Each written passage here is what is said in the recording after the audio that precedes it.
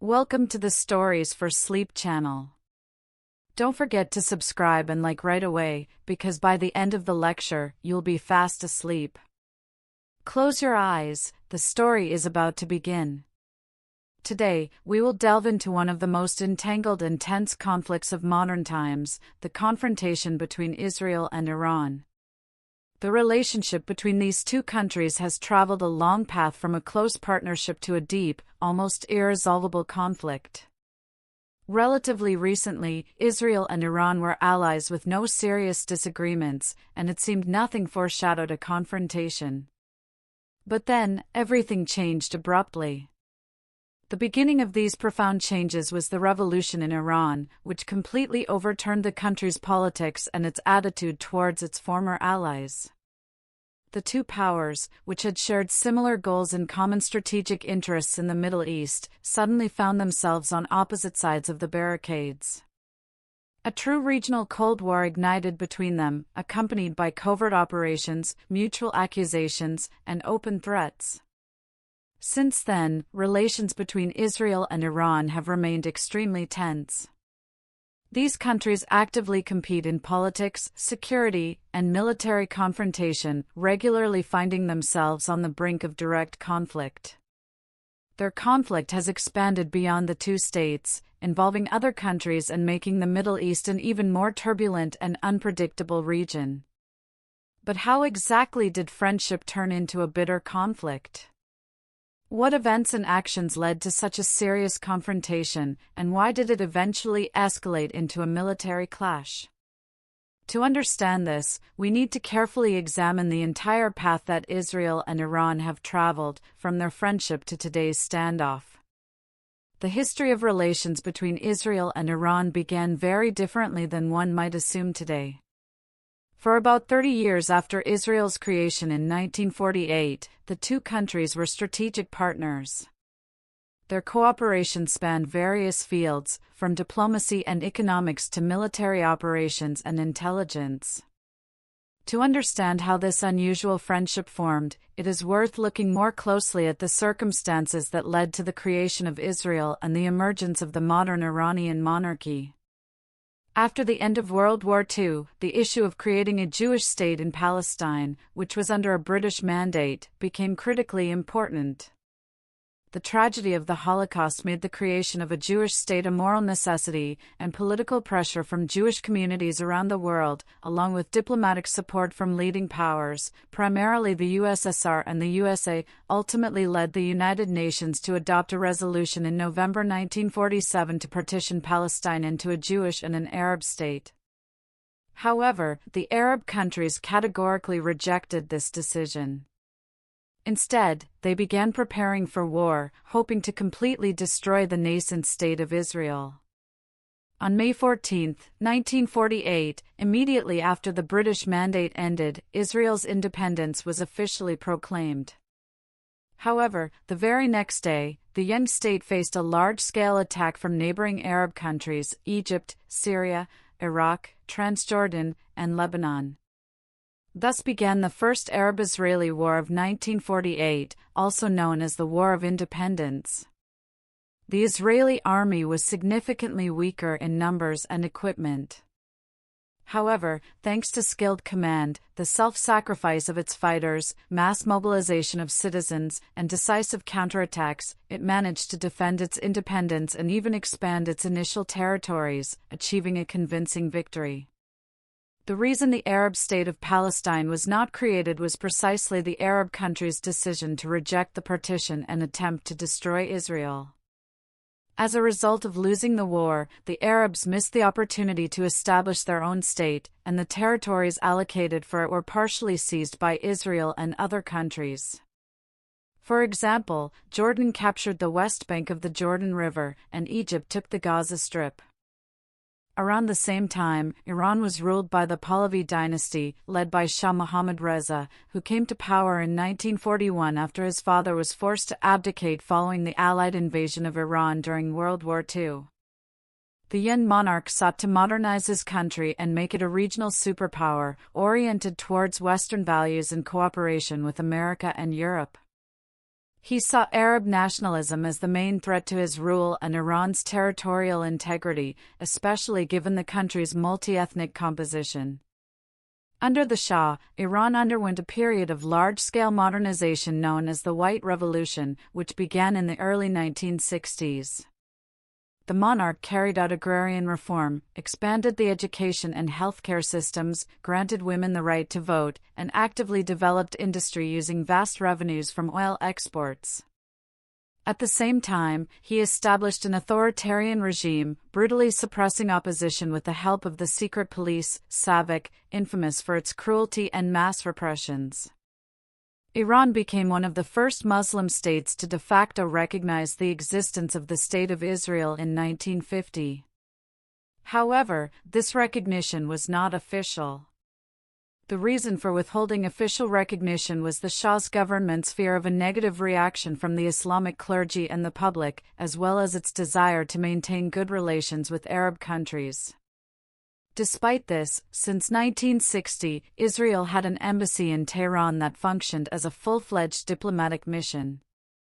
Their common enemy, Arab nationalism, especially as embodied by Egyptian President Gamal Abdel Nasser, brought Israel and Iran significantly closer in the 1960s. Nasser promoted pan-Arab ideas and called for the Arab world to unite against Israel and Western influence. Iran, fearing the spread of Arab nationalism to its territory, diplomatically and economically supported Israel, although it officially maintained neutrality. This was most evident after the Six-Day War in 1967, when Israel faced the combined forces of Egypt, Syria, and Jordan.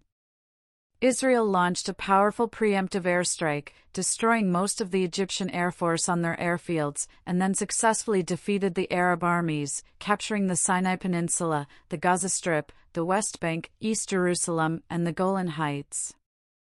After the war and amid an Arab oil embargo, Iran continued to supply Israel with oil, ensuring the Jewish state's vital energy needs were met. The next major conflict, known as the Yom Kippur War, broke out in October 1973. This time, Egypt and Syria launched a surprise attack on Israel on the Jewish holiday of Yom Kippur, hoping to catch the country off guard. Israel's situation in the first days of the conflict was extremely difficult.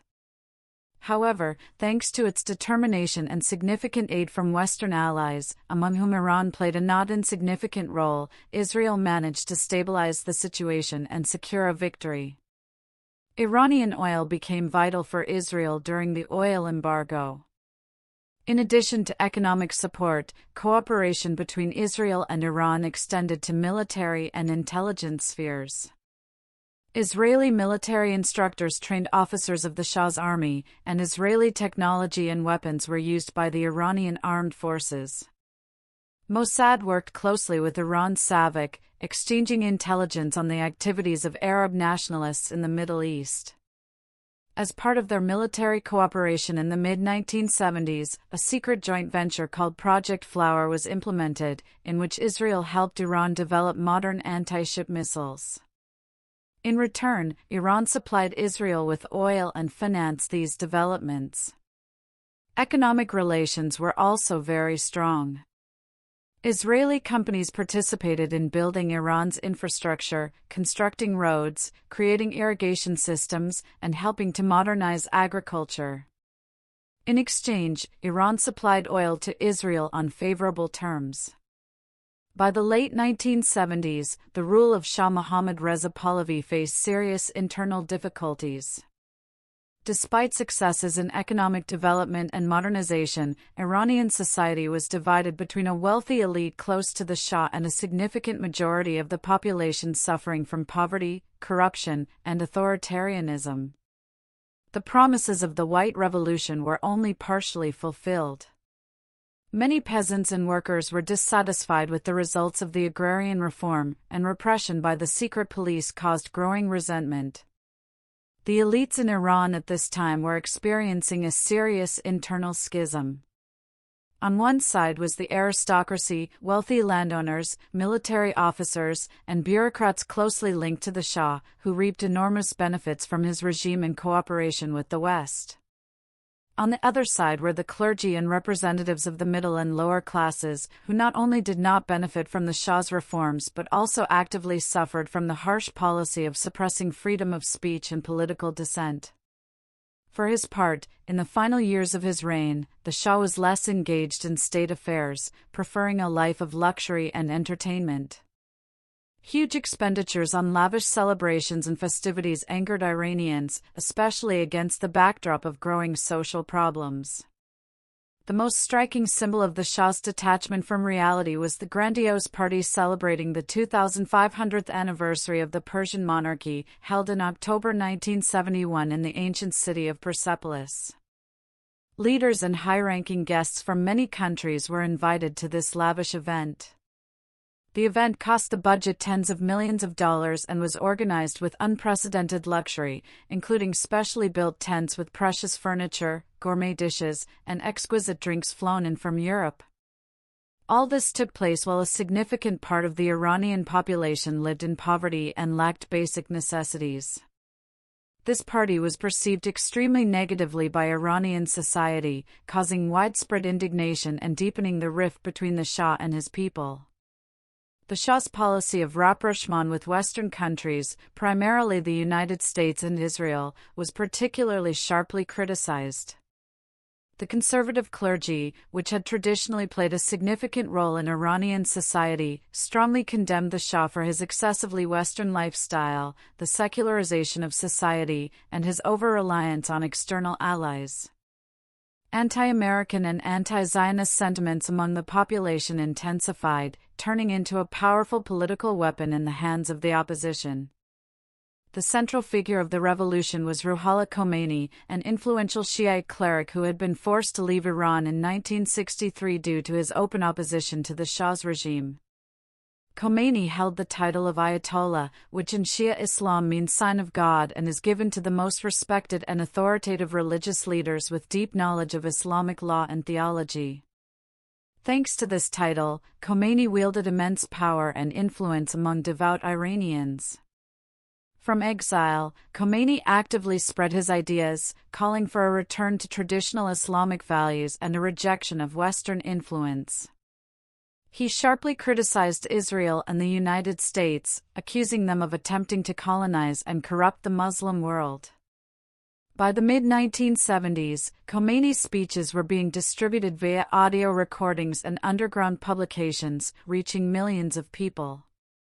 His popularity grew rapidly, especially among the youth, students, and the poor, who were disillusioned with the Shah's promises and his Western model of modernization. The revolution began in January 1978 with mass protests in the city of Qom, which then spread to Tehran and other major cities. The demonstrations became more massive and violent with each passing month. The Shah tried to suppress the protests with force. However, the army and police could no longer effectively control the situation, and many soldiers began to defect to the side of the rebels.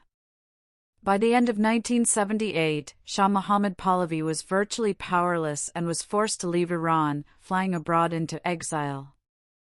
On February 1, 1979, Ayatollah Khomeini returned to Iran, greeted by millions of supporters as a hero and savior of the country. Khomeini quickly established control over the revolution and began radical changes.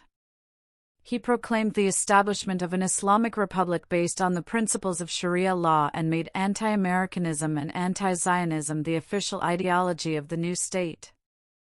For Khomeini, Israel was not just an enemy but the main symbol of Western imperialism, colonization, and the oppression of Muslims.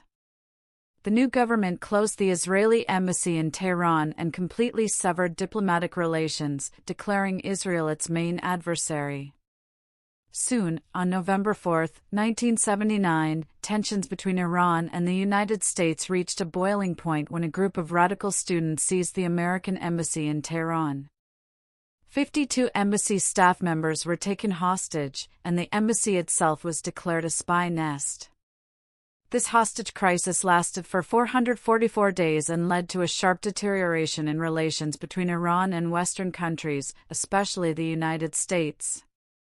In response, the U.S. and its allies imposed large-scale economic and political sanctions on Iran, which severely restricted international trade and Iran's access to financial markets. These sanctions caused significant damage to the country's economy and became one of the reasons for its further isolation from the world community. At the same time, 6 American diplomats managed to escape during the embassy seizure and took refuge at the residence of the Canadian ambassador in Tehran. They were in grave danger. If discovered by Iranian authorities or radical groups, they could have been arrested and accused of espionage, which would have almost inevitably led to a long prison sentence or even the death penalty. The situation was exacerbated by the growing anti-American hysteria in the country, which made their position extremely risky. To rescue them, the CIA organized a secret operation called Argo. American agents, under the cover of being Canadian filmmakers, arrived in Iran ostensibly as a film crew for a science fiction movie. Using fake passports and a fictional film script, the agents successfully smuggled the 6 diplomats out of Tehran. This operation became one of the most successful and famous in CIA history and later formed the basis of the well-known film Argo. The remaining hostages were freed only after long and difficult negotiations. Algeria played a crucial role, acting as a mediator between the U.S. and Iran. As a result of these negotiations, the Algiers Accords were signed, which provided for the release of the American diplomats in exchange for a U.S. commitment not to interfere in Iran's internal affairs and to unfreeze some of Iran's assets in Western banks. The hostages were released on January 20, 1981, just minutes after the new president, Ronald Reagan, took office, which was seen as a symbolic end to the crisis. Massive repressions also began in the country against supporters of the Shah's regime and anyone suspected of disloyalty to the new government. Thousands of people were arrested and executed without a fair trial, and many more were imprisoned for years. The repressions affected not only former officials, military personnel, and civic agents, but also intellectuals, secular cultural figures, journalists, supporters of leftist and liberal movements, and even ordinary citizens accused of crimes against Islam. Many arrests were made without charges, and people simply disappeared into prisons and basements, becoming victims of the revolutionary terror that continued for several years after the revolution. Ayatollah Khomeini also severely restricted many personal and civil liberties. Political parties and organizations that did not support the Islamic ideology were banned. Strict censorship of the press and media was introduced. Newspapers, magazines, and television channels that criticized the regime or promoted Western values were shut down. Bans also applied to Western music, films, dancing, and other forms of entertainment that the clergy deemed immoral or un-Islamic. Women lost many rights and freedoms. A mandatory Islamic dress code was introduced, and any form of protest against the new rules was harshly suppressed by the police and Islamic revolutionary squads. The education system was restructured in accordance with religious norms, and any form of dissent was brutally persecuted. Israel's reaction to these events was one of extreme alarm. The loss of Iran as a crucial ally in the Middle East was a true geopolitical shock for the country's leadership. Israel lost not only a reliable partner in the region but also an important supplier of oil and an ally in military and intelligence matters. Israeli political leaders watched with apprehension the radicalization of the Iranian regime and realized that a powerful and aggressive adversary, ideologically committed to the destruction of the Israeli state, had now emerged in the Middle East. Thus, the Islamic Revolution in Iran forever changed the political landscape of the region and completely upended the relationship between Israel and Iran, transforming them from allies into irreconcilable enemies. Relations between Israel and revolutionary Iran after 1979 seemed to be severed forever. The new Iranian leadership made hatred of Israel its core ideology, declaring it the main enemy. It seemed that after such a turn, cooperation between the countries was utterly impossible. However, one of the most brutal conflicts in the Middle East soon erupted, the Iran-Iraq War, which, paradoxically, brought the two enemies together again, albeit briefly. The war began on September 22, 1980, when Iraqi forces led by Saddam Hussein invaded Iran. There were several reasons for the conflict. On one hand, Hussein sought to take advantage of the chaos and political instability in Iran after the revolution, hoping for a quick capture of the oil-rich province of Khuzestan, predominantly populated by Arabs. On the other hand, he feared the spread of the Islamic Revolution to neighboring Arab states, including Iraq itself, which had a large Shiite majority. Thus, the invasion was seen by Saddam as a preemptive strike aimed at protecting his own regime. Initially, Iraq managed to achieve significant success, advancing rapidly into Iranian territory.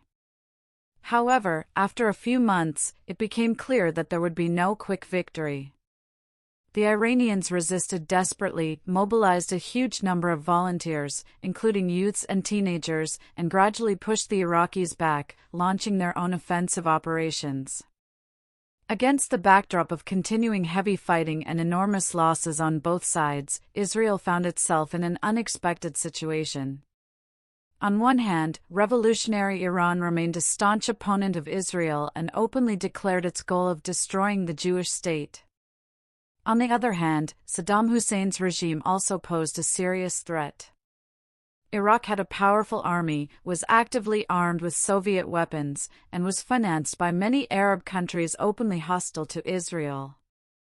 It was this paradox that led Israel to decide to secretly support Iran. The main goal of this policy was to exhaust both adversaries. It was beneficial for Israel for two powerful and hostile states to contain each other in a grueling conflict for as long as possible. The longer the war lasted, the weaker both regimes became, and the fewer threats remained for Israel. To this end, Israel began secretly supplying weapons to Iran through complex schemes and intermediaries. The most famous example of this activity was a secret operation known as the Iran-Contra affair. It was organized jointly by American and Israeli intelligence services and involved supplying weapons to Iran despite an official U.S. embargo. In return, the Iranian leadership promised to help secure the release of American hostages held in Lebanon by the pro-Iranian group Hezbollah, which enjoyed active support from Iranian intelligence services and the Islamic Revolutionary Guard Corps. As part of this deal, Israel supplied Iran with American anti-tank and anti-aircraft missiles, aircraft parts, as well as artillery shells and ammunition. The weapons reached Iran through intermediaries in third countries, such as Switzerland and Portugal, and with the direct participation of Israel. Despite its public anti-Israeli rhetoric, the Iranian leadership eagerly accepted this assistance, as the country, under international isolation and sanctions, was in dire need of modern weapons and ammunition. This double game did not go without scandal. When the details of the Iran-Contra deal became known to the world public in 1986, a major political crisis erupted in America. The American leadership came under fire for supplying weapons to a radical Islamic regime, and this seriously damaged the reputation of President Ronald Reagan's administration. The international community also strongly condemned the deal. Many Western countries stated that such actions undermined efforts to end the war. Some countries in Europe and Latin America tightened sanctions against Iran, further restricting its access to international arms markets. Nevertheless, for Israel, the strategic advantages of this conflict were clear. The war, which lasted for 8 years, caused enormous damage to the economies and armies of both countries. Iran and Iraq suffered colossal human losses, spent vast resources, and were preoccupied for many years with post-war reconstruction. For a long time, both states lost the ability to pose a real threat to Israel. The war ended only on August 20, 1988, with the signing of a ceasefire. The conflict concluded with almost no territorial changes and no winners, leaving behind millions of dead and the ruined economies of two nations. For Israel, it was a game of weakening two mortal enemies at once, despite its external ideological incompatibility with revolutionary Iran. This cynical but effective strategy helped Israel significantly weaken its regional adversaries and strengthen its own security for many years to come. After the end of the Iran-Iraq War and the gradual recovery of the country, Iran intensified its confrontation with Israel. However, unlike a traditional war between two states, Iran's new strategy was based on the tacit but active support of radical groups opposing Israel. The main one among them became the Lebanese organization Hezbollah, which Iran financed, armed, and instructed, although it always officially denied direct involvement in its terrorist operations. To understand the reasons for the emergence and strengthening of Hezbollah, it is necessary to look at the preceding events. In the early 1970s, the Palestine Liberation Organization, PLO, led by Yasser Arafat, actively used Lebanese territory as a base for attacks on Israeli cities and settlements. The PLO ended up in Lebanon after being expelled from Jordan in a bloody conflict known as Black September in 1971. Palestinian militants relocated to Lebanon, where they established their own camps and bases for attacks on Israel.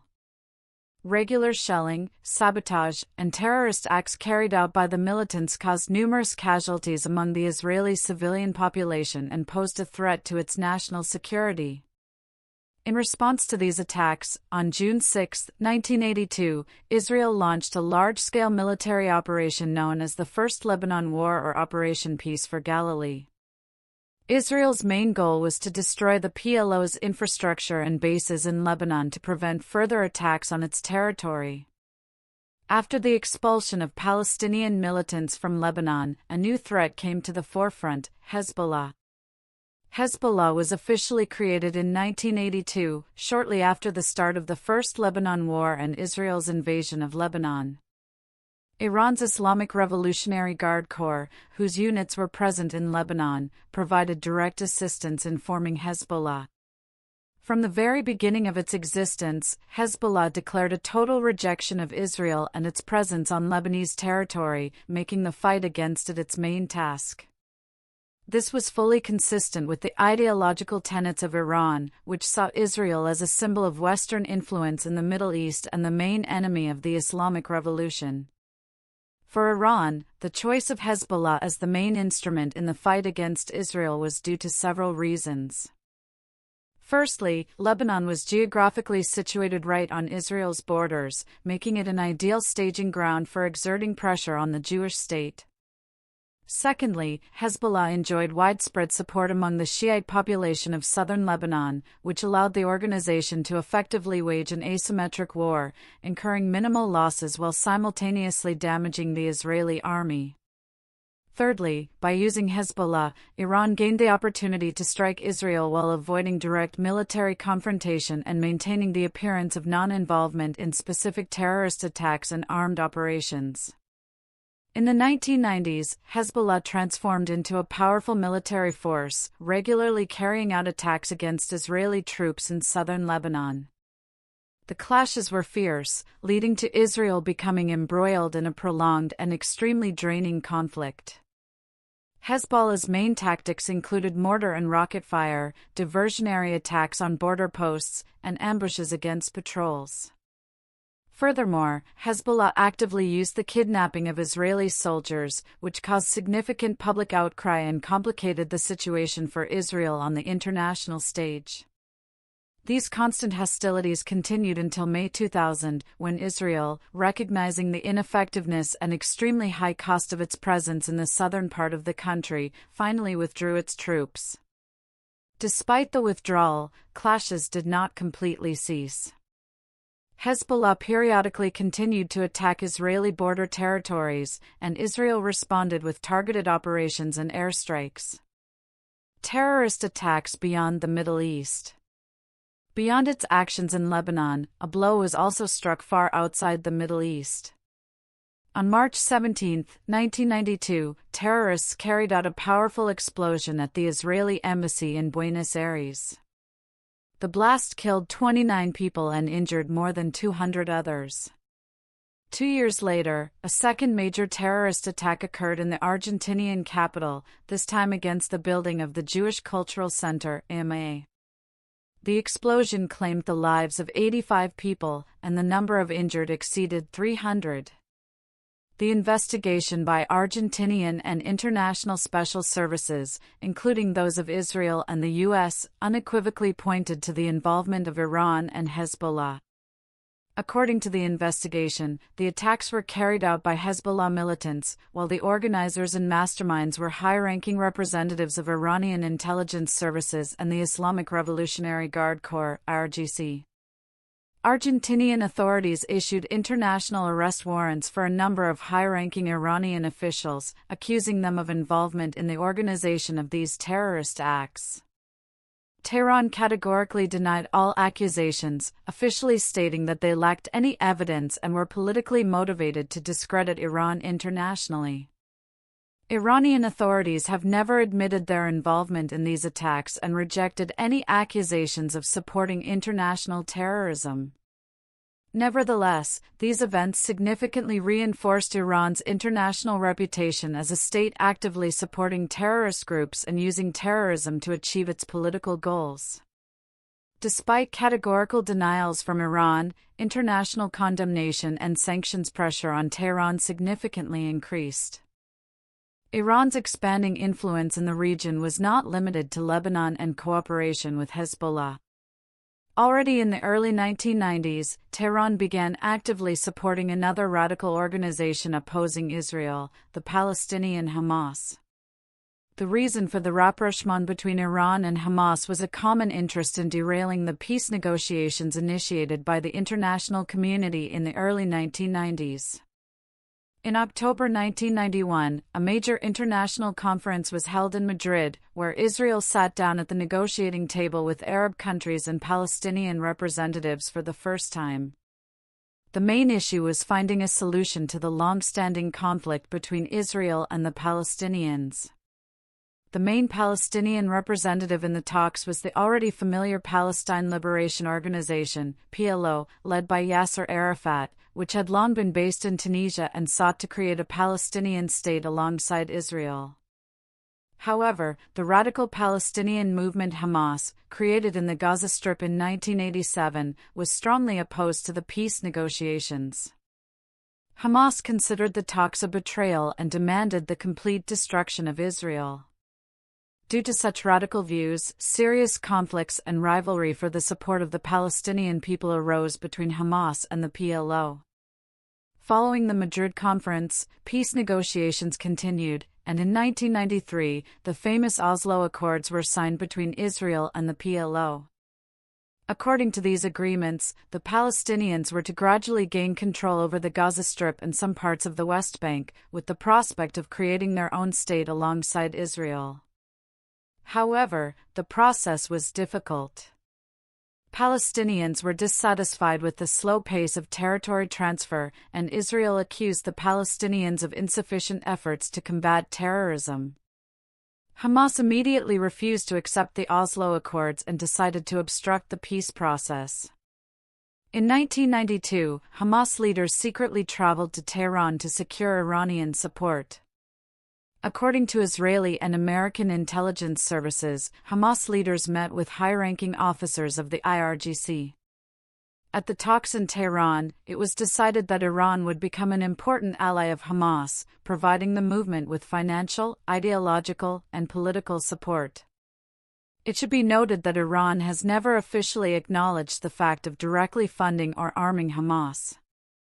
Iranian authorities have always avoided direct statements about specific assistance in carrying out terrorist attacks, although they publicly expressed solidarity and openly supported Palestinian movements, calling them resistance movements against occupation. Nevertheless, Israeli and American intelligence services have repeatedly reported evidence of Iran's indirect involvement in supplying Hamas with weapons and finances, as well as the training of its militants by Iranian instructors. As a result of the support Hamas began to receive, its influence and military capabilities significantly grew. The group became capable of regularly attacking Israel from the Gaza Strip, trying to disrupt the peace agreements and show Palestinians the futility of the peace process. The situation in the Palestinian territories grew increasingly tense, and hopes for peace gradually faded. Escalation in Gaza, the rise of Hamas and Israeli operations. The conflicts between Israel and Hamas frequently escalated into full-scale wars and armed clashes. The confrontation became particularly acute in the early 2000s, when the Gaza Strip came entirely under Hamas control, and its armed formations began to regularly shell Israeli territory with rockets obtained through external assistance. In August 2005, Israel took a significant step, completely withdrawing its settlements and military from the Gaza Strip as part of the disengagement plan.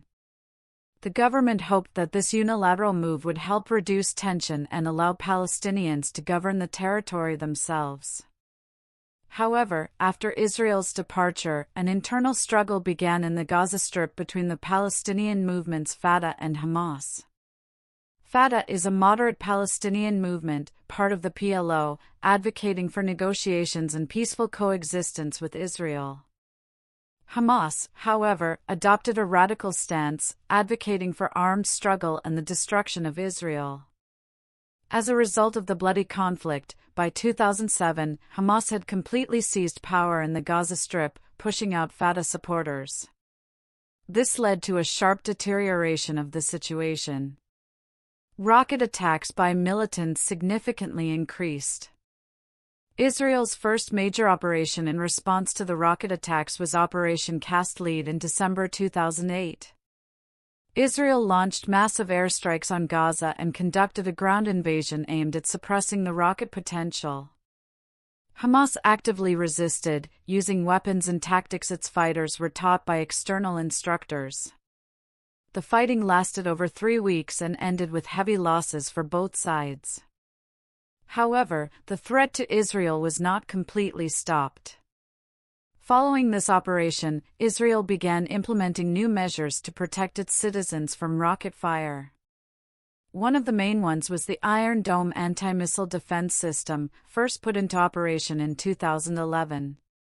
The system successfully intercepted the majority of rockets fired, thereby significantly reducing civilian casualties and improving Israel's defensive capability. In November 2012, the conflict escalated again, known as Operation Pillar of Defense. Israel launched a series of airstrikes after an increase in rocket fire from Gaza. Hamas militants used long-range rockets en masse for the first time, reaching major Israeli cities, including Tel Aviv. This conflict lasted 8 days and ended with a ceasefire agreement mediated by Egypt. The most extensive operation was Operation Protective Edge in the summer of 2014. This time, the clashes lasted a whole 50 days. Hamas actively used a network of underground tunnels, which allowed militants to move stealthily and attack Israeli units. In response to this threat, Israel subsequently began a large-scale project to construct an underground barrier wall on the border with Gaza, equipped with sensors and defensive structures to prevent the infiltration of militants through tunnels. During these conflicts, Hamas also actively employed the tactic of capturing Israeli soldiers and civilians as hostages to later use them for exchange for their prisoners in Israeli jails. The most famous example was the 2011 exchange, when Israeli soldier Gilad Shalit, captured in 2006, was swapped for 1,027 Palestinian prisoners. In May 2021, another serious flare-up of the conflict occurred, known as Operation Guardian of the Walls. Hamas and other groups fired over 4,000 rockets at Israel during the 11 days of conflict.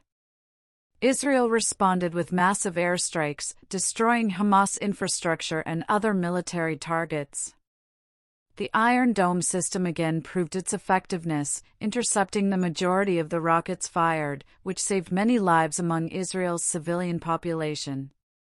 The most recent, serious confrontation to date is the war in Gaza, which began with a large-scale Hamas attack on Israel on October 7, 2023. On this day, Hamas militants massively breached Israeli territory, captured and killed civilians, and committed brutal massacres against civilians in border communities. Israel responded with a massive military operation in Gaza, leading to widespread destruction and an enormous number of casualties. This tragic conflict continues today. Another twist in tensions was the Syrian civil war, which began in 2011 and quickly turned into a large-scale regional conflict. The war started with mass protests by Syrian citizens against the dictatorial regime of President Bashar al-Assad, who brutally suppressed the popular uprising. This led to an armed revolt against the Syrian government. Both moderate opposition groups and radical Islamist organizations, including groups like the Islamic State and Jabhat al-Nusra, opposed the Assad regime. The conflict soon escalated into a complex and bloody war with multiple warring parties and active intervention by external states such as Russia, America, Turkey, Saudi Arabia, Iran, and Israel. For Iran, Syria had been a strategically important ally for several decades. It was the Syrian regime of Bashar al-Assad, following his father, that provided Iran with a direct land route to supply weapons and ammunition to Hezbollah in Lebanon. This gave Tehran a unique opportunity to strengthen its influence in Lebanon and directly on Israel's borders. When the civil war began in Syria, Iran rushed to provide massive support to the Assad regime. Tehran sent thousands of fighters from the IRGC to Syria and also organized the transfer of numerous Shiite militias from Iraq, Afghanistan, and Pakistan to the country. Iran also built dozens of military bases and weapon depots on Syrian territory, actively solidifying its presence and influence in the region. For Israel, these events were extremely alarming. The Iranian military presence in Syria meant that Iranian forces and their allies were directly on the Jewish state's borders, threatening the security of its northern regions. Israel feared that Iranian forces could use Syrian territory not only to transfer weapons to Hezbollah but also for direct attacks against Israeli territory. In light of this, Israel decided to act proactively and strike Iranian targets in Syria. Starting in 2013, Israel regularly carried out airstrikes on Iranian bases and weapon depots on Syrian territory. The goal of these operations was to prevent the creation of a powerful Iranian bridgehead near its borders and to stop the transfer of modern weaponry to the hands of Hezbollah militants. Israel's attacks were systematic and highly accurate, and Iran often tried not to publicize the scale of the damage inflicted. Syria became the main battleground between the two powers. Primarily because Iran had established its largest military bridgehead outside its own borders there. Israel perceived this as an unacceptable threat to its national security and openly stated that it would not permit the consolidation of an Iranian military presence in Syria. By 2015, the number of Israeli airstrikes was in the hundreds, leading to the destruction of many Iranian military facilities and ammunition depots on Syrian territory. Meanwhile, Syria, weakened by the prolonged internal conflict, could not effectively resist Israel's actions and thus became a kind of arena for constant confrontation between Iran and Israel. Subsequently, the regime of Bashar al-Assad, thanks to military assistance from Russia and Iran, was able to retain power and significantly strengthen its positions, regaining control over most of the country's key territories previously seized by opposition forces and Islamist groups. However, the conflict has not completely ended. The country remains divided into zones of influence, partially controlled by Assad and partially by Kurdish forces, Turkey, and remaining pockets of Islamists and moderate rebels. Millions of Syrians have become refugees. Infrastructure was destroyed, and Syria has effectively turned into an arena for a protracted conflict involving external powers. Thus, the Syrian civil war not only exacerbated the humanitarian catastrophe in the country but also became a crucial element of the Israel-Iran confrontation, making the region even more unstable and volatile. Another front of escalation was the conflict in Yemen, which began in 2015 and continues to this day. The conflict in Yemen flared up between the internationally recognized government of the country and the Houthi rebel movement, representing primarily the Shiite population of northern Yemen. The Houthis sought to establish their own authority in the country and began an offensive, capturing the Yemeni capital, Sana'a. The civil war quickly became a regional conflict, as the Arab coalition led by Saudi Arabia supported the government, while the Houthis received active support from Iran. For Iran, supporting the Houthis was of strategic importance. It gained the ability to influence another region located near crucial sea lanes in the Red Sea and the Persian Gulf. Iranian support included the supply of weapons, such as ballistic missiles and modern drones, financial resources, and the training of Houthi fighters by Iranian military specialists. It is thanks to this aid that the Houthis began to launch powerful strikes not only on the territory of Saudi Arabia but also on oil facilities and ports of other states, including the United Arab Emirates, as well as on ships of various countries, including vessels from the US, Great Britain, China, India, and a number of European states. A series of attacks on commercial vessels passing through the Red Sea has been particularly high-profile.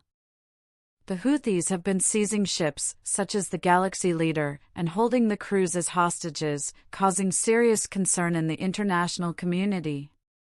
In response to these actions, the US, UK, and a number of other states began naval operations to protect international shipping, strengthened their presence in the region, and sought to limit the Houthis' ability to attack ships and port infrastructure.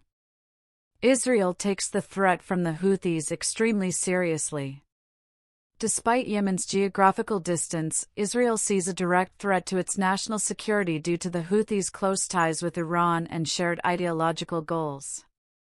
Israeli military and intelligence services have long warned that the weapons transferred to the Houthis could be used against Israel. These fears were confirmed in recent years when the Houthis repeatedly attempted to attack Israeli targets and cities using drones and long-range missiles. Subsequently, such incidents became more frequent, and in April 2025, the Houthis struck Ben Gurion Airport in Tel Aviv, causing infrastructure damage and a temporary halt to air traffic. Israel, which had previously carried out hidden and unofficial airstrikes on Yemen, for the first time openly admitted its involvement in response to the latest attack and launched massive airstrikes on Houthi targets, including the port of Hodeidah and Sana'a Airport. Also, in June 2025, Israel used its naval forces for the first time, carrying out an open attack on the port, an unprecedented step in this conflict. Thus, for Israel, the conflict in Yemen has become another link in the long chain of confrontation with Iran, expanding the front of the struggle and creating new threats to national security. Today, Yemen has turned into yet another hotspot on the Middle East map, directly affecting Israel's security and global stability at sea and in the region as a whole. The shadow war, cyber warfare, and intelligence operations. The confrontation between Iran and Israel has been conducted not only openly with rockets and airstrikes but also more covertly using modern technology, cyberattacks, and complex intelligence operations. In recent years, this aspect of the conflict between the two countries has gained particular significance and become an important element in the struggle for regional superiority. One of the first and most famous operations of this kind was the cyber attack using the computer virus Stuxnet. This virus was first discovered in June 2010 when it infected the uranium enrichment centrifuges at a secret nuclear facility in Iran. The virus was so complex and advanced that it could physically damage the centrifuges by forcing them to spin at critical speeds, inflicting serious damage on the Iranian nuclear program and delaying its development for at least several years. It was later revealed that Stuxnet was the result of a meticulously planned and high-tech joint operation by the intelligence services of Israel and the US, aimed at slowing down the Iranian nuclear program. Another significant cyberweapon used against Iran was the flame virus, discovered in 2012. This virus proved to be even more complex and sophisticated than Stuxnet. It was designed for covert and long-term espionage. Flame collected secret information, discreetly recorded conversations via computers' built-in microphones, intercepted correspondence and documents, took screen captures, and sent all of this to remote intelligence servers. Cybersecurity experts concluded that Flame was also developed by the intelligence services of Israel and America for continuous surveillance of Iran and its military developments. In addition to cyberattacks, Israel has also carried out active and risky intelligence operations on Iranian territory. One of the most high-profile and large-scale was the operation conducted by Mossad agents in January 2018. Agents secretly infiltrated a warehouse in a Tehran industrial zone where the secret archive of Iran's nuclear program was located.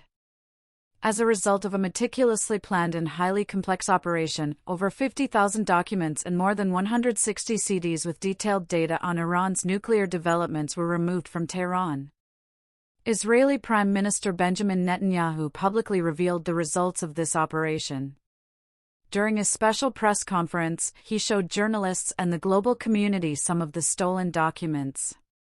He stated that they contained irrefutable evidence that Iran had been hiding its true intentions to build a nuclear weapon for many years.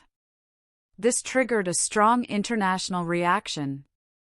The US, Israel, and a number of Western countries used this evidence to tighten sanctions and diplomatic pressure on Tehran. Iran reacted sharply and extremely negatively to Israel's actions. Official representatives of the Iranian government called the Mossad operation a propaganda and espionage action and accused Israel of violating international law and the country's sovereignty. Iran claimed that the presented documents were distorted and taken out of context, and the operation itself was an attempt to manipulate global public opinion. Another resonant part of Israeli special operations was a series of assassinations of Iranian nuclear scientists, key figures involved in Iran's nuclear program. Although Israel has never officially claimed responsibility for these killings, Western intelligence agencies and the Iranian leadership directly accused Mossad of organizing these eliminations, highlighting the high professionalism and precision of the operations. The killings of Iranian scientists drew condemnation not only from Iran but also from many international organizations and human rights groups, who considered such actions illegal and contrary to international norms. Iranian cyber counterattacks. Iran, in turn, has not stood idly by, developing its own cyber units and actively launching retaliatory strikes against Israeli targets. The most famous Iranian hacker groups have regularly attempted to attack Israel's critical infrastructure, including banks, power grids, water supply systems, and important government websites. One of the most serious attempts took place in April 2020 when Iranian hackers tried to penetrate Israeli water control systems, intending to increase chlorine levels and thereby cause mass poisoning of the population. Israeli cybersecurity services successfully prevented the attack. However, the incident caused serious alarm in the country and drew the international community's attention to the threat posed by Iranian cyber forces. The global community has repeatedly condemned both the cyber attacks and the operations to eliminate scientists, urging both sides to avoid such aggressive actions that could lead to an escalation of the conflict and a full-scale war. Despite condemnation and diplomatic pressure, Israel and Iran continue to actively use cyber espionage and intelligence operations, considering them an effective and relatively safe way to fight each other. Now we turn to one of the most important factors in the conflict between Israel and Iran, namely the nuclear program, which has become the central focus not only of their confrontation but also of global tension over the past decades. Let's examine in detail how events unfolded and why the Iranian nuclear program causes such strong concern and sharp reaction from the international community. The beginning of the Iranian nuclear program dates back to the rule of Shah Mohammad Reza Pahlavi, who, in the 1960s and 1970s, actively developed cooperation with Western countries, primarily the US and European powers, in the field of the peaceful use of atomic energy. At that time, Iran did not need nuclear weapons, and the Shah's interest in the atomic program was driven by the desire to modernize the country, create modern sources of electricity, and reduce the economy's dependence on oil and gas exports. As part of these plans, Iran signed several important agreements with Western countries. In 1967, the US and Iran concluded an agreement on the supply of a research nuclear reactor. Then, in the early 1970s, a large-scale agreement was signed with the West German company Siemens for the construction of a nuclear power plant in the city of Bushehr. cooperation in the nuclear field did not cause much suspicion in the international community, as the programs were strictly civilian in nature, and Iran was a key ally of the West in the region. However, everything changed abruptly after the Islamic Revolution when the Shah's regime was overthrown, and Islamic fundamentalists led by Ayatollah Khomeini came to power. Iran's new leadership proclaimed a course towards creating a powerful, independent state capable of resisting Western influence and protecting Islamic values. The revolution was followed by international isolation, the imposition of economic sanctions, the rupture of cooperation with Western countries in the nuclear field, and a sharp reassessment of Iran's approach to atomic energy. Initially, after the revolution, the nuclear program was virtually curtailed. Many Western specialists left the country, and the construction of the reactor in Bushehr was frozen for many years. However, in the 1980s, after the devastating and bloody war with Iraq, the leadership concluded that the country desperately needed its own powerful military force capable of guaranteeing its security and territorial integrity. By the late 1980s and early 1990s, the first suspicions began to arise in the international community that Iran was seeking to develop nuclear weapons. Several factors contributed to this. Reactivated research. Iranian authorities intensified work in the field of nuclear research despite economic sanctions and international isolation. Covert procurement. Western intelligence services began recording attempts to secretly purchase components and technologies necessary for the creation of atomic weapons. Cooperation with nuclear states. Iran began to cooperate closely in the nuclear sphere with states like Pakistan and North Korea, which already possess military-grade nuclear technologies. These events caused serious concern in the international community and sharply changed the attitude of Western countries towards the Iranian nuclear program. From the early 1990s, the Iranian nuclear project was no longer perceived as exclusively peaceful. It was during this period that a global consensus formed that Iran's nuclear program posed a serious threat to international security. In the early 2000s, the situation around Iran's nuclear program sharply intensified, reaching a global scale. One of the turning points that initiated a major international crisis was the exposure of secret Iranian nuclear facilities in August 2002. An Iranian opposition group, known as the National Council of Resistance of Iran, NCRI, based in Paris and consisting mainly of political emigrants who fled Iran after the Islamic Revolution, published sensational data at a special press conference in Washington. The group presented the world with documents, photographs, and satellite images proving that Iran was secretly developing large-scale nuclear projects at facilities in Natanz and Iraq. In Natanz, according to the opposition, there was a uranium enrichment plant with hundreds of centrifuges, and in Iraq, a heavy water reactor was being built, capable of producing plutonium that could be used for military purposes. The revelation caused huge international resonance. It marked the beginning of a severe diplomatic crisis, as Iran had previously repeatedly assured the international community of the exclusively peaceful nature of its nuclear program. The new data completely eroded trust in Tehran's official statements.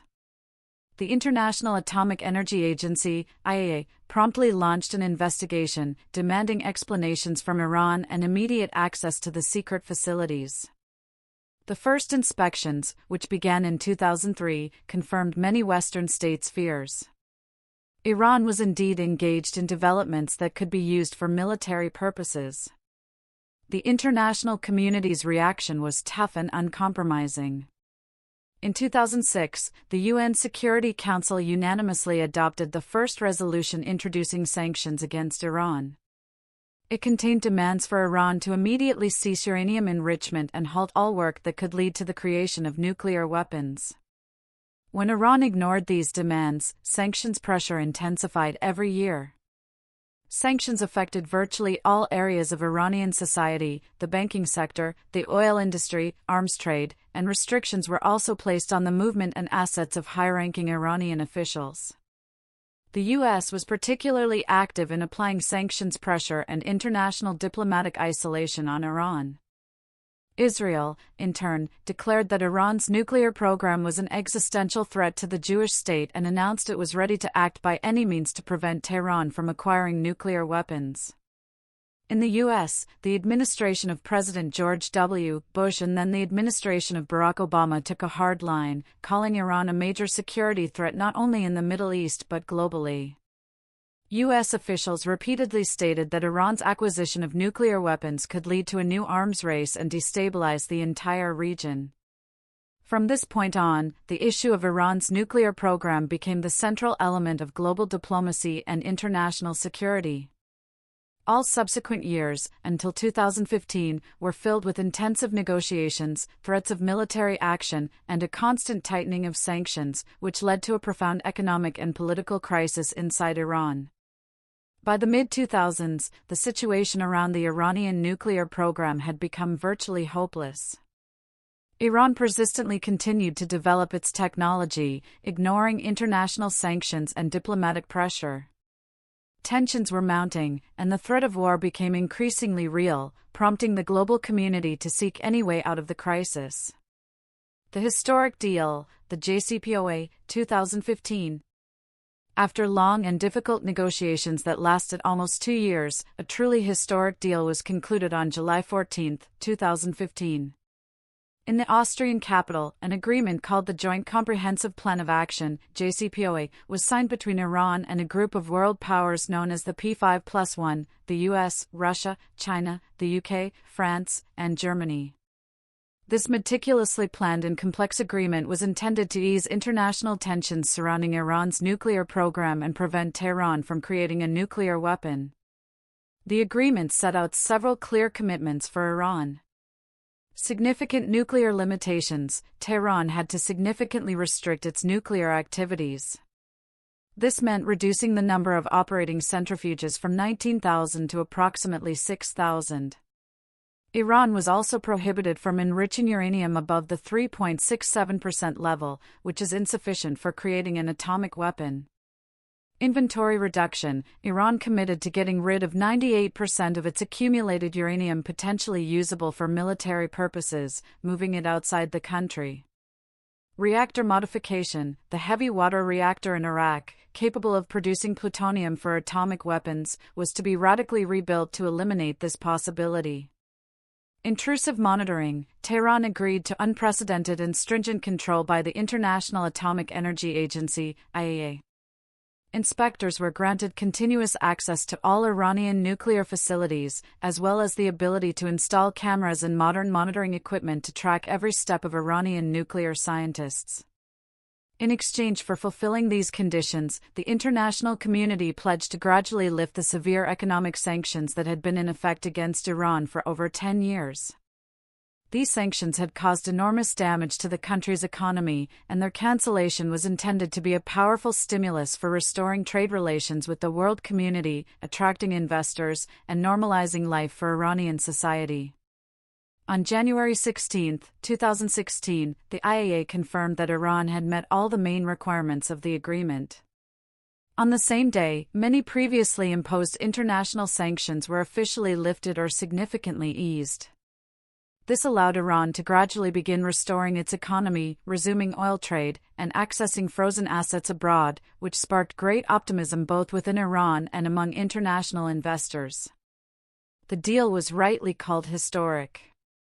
For the first time in decades of tension, threats, and constant suspicion, the world community had managed to reach an agreement with Iran. President Barack Obama called the agreement a victory for diplomacy over war and an opportunity for the entire world, emphasizing that the agreement precluded the possibility of Iran acquiring nuclear weapons in the foreseeable future and provided a peaceful path to solving the problem.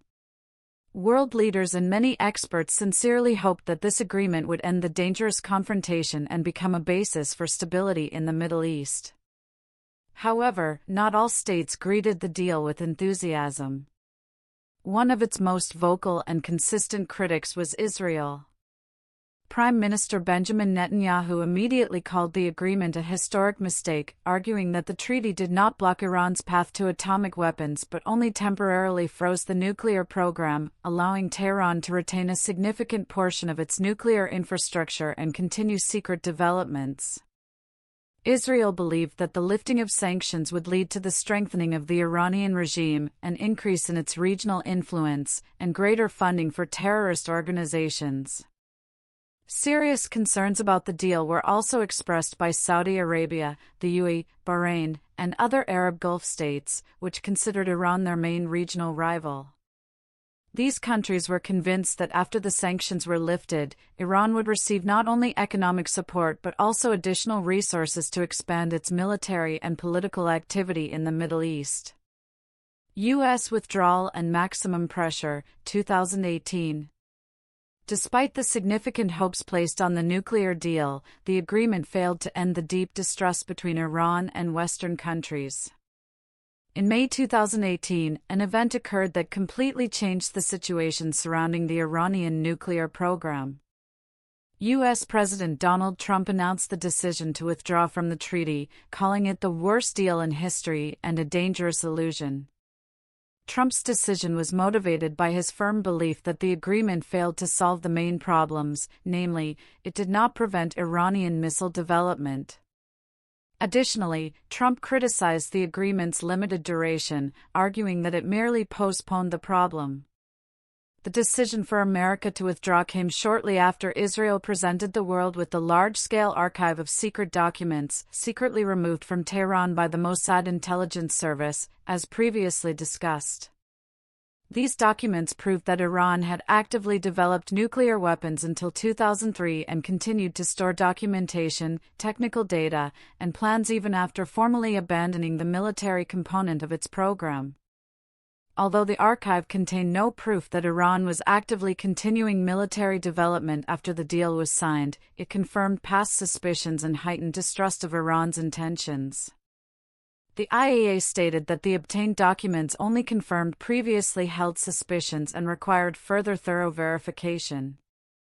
The U.S. withdrawal from the deal immediately led to the return of the harshest sanctions, which the Trump administration called the policy of maximum pressure. The reintroduced restrictions virtually paralyzed the Iranian economy. Banking operations were blocked, oil exports were sharply curtailed, and many international companies left the country for fear of falling under U.S. sanctions. The Iranian economy faced a severe crisis, exacerbated not only by external sanctions but also by internal problems, corruption, economic inefficiency, and mismanagement. This triggered a powerful wave of popular protests and social discontent inside the country.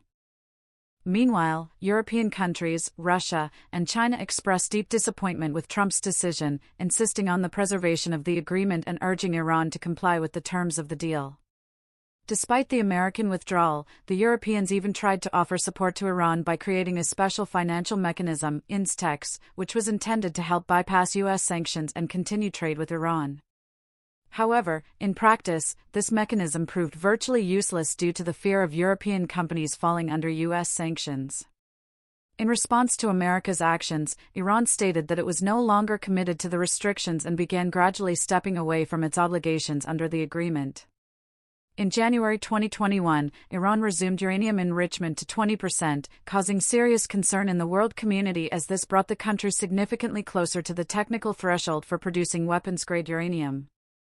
Already in April, after a major sabotage operation by Israel at the Natanz facility, Iran abruptly increased the enrichment level to 60%, making the nuclear threat problem relevant and extremely alarming once again. Western countries, including European states, Russia, and China, expressed deep concern and again actively urged Iran to return to the negotiating table and fully restore compliance with the terms. However, the appeals had no significant effect, and the situation continued to deteriorate. At the same time, the so-called shadow war between Israel and Iran sharply intensified. Israeli intelligence services launched a series of daring and unprecedented operations aimed at sabotage and destruction of Iranian nuclear facilities. Among the most high-profile incidents was a series of mysterious explosions at the Natanz nuclear facility, which seriously damaged Iranian centrifuges and slowed down the site's work. This was followed by another large-scale sabotage, causing a mass power outage and equipment damage. Israel did not officially claim responsibility for these incidents. Still, global intelligence agencies and experts were convinced that the attacks were carried out by the Israeli intelligence service, Mossad. Iran responded to these acts of sabotage with threats and attempts to attack Israeli targets and infrastructure using its hacker groups. Thus, since 2019, the crisis surrounding the Iranian nuclear program has sharply re-escalated. Finally, we turn to the most current events and the sharpest escalation in the Middle East, which is arguably the most dangerous and tense yet. However, before describing the current strikes and retaliatory actions of the parties, it is important to understand how the situation developed immediately before this and why tensions reached such a critical level. On March 7, 2025, U.S. President Donald Trump sent a personal letter to the Supreme Leader of Iran. In the letter, Trump proposed immediately starting new nuclear negotiations, putting forward extremely tough conditions. Specifically, the U.S. demanded a complete and irreversible dismantling of the entire Iranian nuclear program and an immediate cessation of all uranium enrichment. Furthermore, Iran had to completely stop supporting all its regional proxy groups within 2 months. In case of agreement, the U.S. promised to lift all economic sanctions, normalize relations with Iran, and unblock access to frozen assets and Iranian oil exports. A 60-day ultimatum was also issued. In April and May 2025, a new stage of negotiations took place. The talks were conducted in a closed format through intermediaries, with the parties located in separate rooms, underscoring the extremely tense nature of the situation. Iran, in turn, proposed a compromise 3-stage plan. Iran would agree to temporarily lower the level of uranium enrichment to the level stipulated by the 2015 agreement under close IAEA supervision. In exchange, Iran demanded a partial lifting of sanctions. The second stage envisioned the complete halt of enrichment above the peaceful level and the adoption of an additional IAEA protocol, significantly expanding inspectors' rights. In response, the U.S. was to unblock Iranian assets and allow free oil export. The third stage required Iran to transfer the already accumulated highly enriched uranium to a third country, completely eliminating the global community's concerns. However, Donald Trump took an extremely rigid stance, categorically stating that he would not accept any uranium enrichment in Iran whatsoever, considering this the key condition for any new deal. As a result, the negotiation process became significantly complicated and virtually stalled. Nevertheless, both sides still left open the possibility for further dialogue, but the decisive blow to the negotiations was delivered by an attack from Israel. It was after this incident that the planned next round of negotiations was cancelled. When the ultimatum expired without any agreement being reached, Israel immediately took action. On June 13, 2025, Israel launched an unprecedented military operation codenamed People as a Lion. During the first day, Israeli forces conducted airstrikes and drone attacks on over 100 Iranian military and strategic targets, including nuclear centers in Natanz, military bases, as well as key infrastructural and military points in the capital, Tehran. On the same day, a series of daring assassinations of high-ranking Iranian figures and scientists took place. Among the killed were top members of the IRGC, as well as leading Iranian nuclear specialists. Iran's response was not long in coming. Just the day after the start of the Israeli strikes, Iran launched a massive retaliatory attack.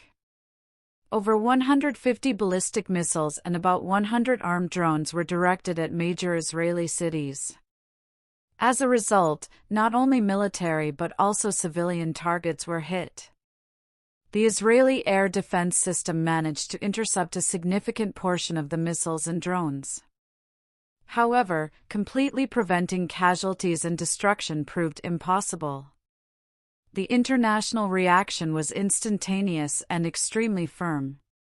The European Union, Russia, China, and the United Nations urged both sides to immediately cease hostilities and return to diplomatic negotiations, stating the serious risk of the conflict escalating into a full-scale war, the consequences of which could become global. Donald Trump himself again addressed Tehran, stressing that the conflict could be quickly ended if Iran immediately accepted the conditions proposed by America and sat down at the negotiating table. Trump stated that diplomatic doors remain open, despite the ongoing hostilities. What the outcome of this conflict will be, we will find out in the near future. We can only hope for a swift and peaceful resolution to the situation. Thank you for watching. If you found this interesting, be sure to subscribe to the channel, give it a like, and leave comments. Many other interesting topics and stories are ahead.